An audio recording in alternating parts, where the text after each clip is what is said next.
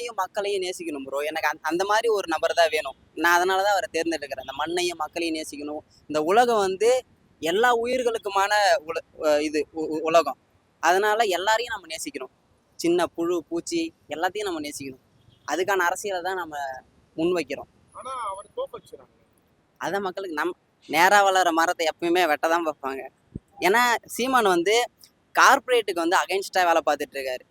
அவரோட அரசியலே அப்படிதான். கார்பரேட்டுக்கு அகைன்ஸ்டா இருந்தா கார்பரேட் என்ன பண்ணுவோம்? இப்போ நம்மளோட அரசியல் எப்படி இருக்கு? கார்பரேட்டால தான் அரசியலே வந்து இயங்கிட்டு இருக்கு. அப்போ வந்து என்ன பண்ணுவாங்க? மக்கள் கிட்ட வந்து இவன் கெட்டவன், இவனுக்கு ஓட்டு போடாத அப்படின்ற ஒரு பிம்பத்தையும் அவதூறுகளையும் பரப்பிக்கிட்டே தான் இருப்பாங்க. நம்ம ஒன்றும் பண்ண முடியாது.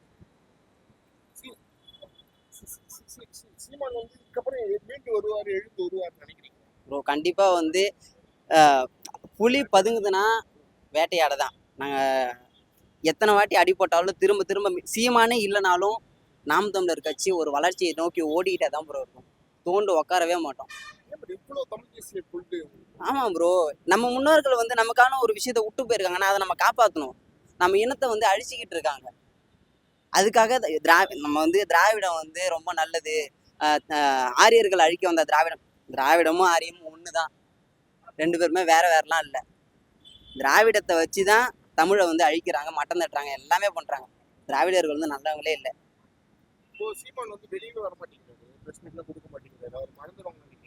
ஏன் ப்ரோ கொடுக்கணும்? ஏன் கொடுக்கணும்? நீங்க என்ன பண்ணிட்டீங்க?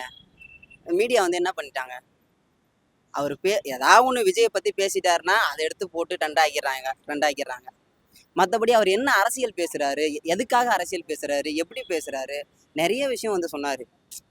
வீடியோலாம் போட்டு காமிச்சாரு. அதை பத்தி இந்த பாலிமர் சேனல்லையோ சன் நியூஸ்லையோ இதெல்லாம் போட்டு காமிச்சிருக்கலாம். அதெல்லாம் போட்டு காமிச்சா நிறைய நியூஸ் பார்க்குற மக்கள்லாம் இருக்காங்க. அதெல்லாம் பார்த்தா தானே சில புரிதல் வரும்.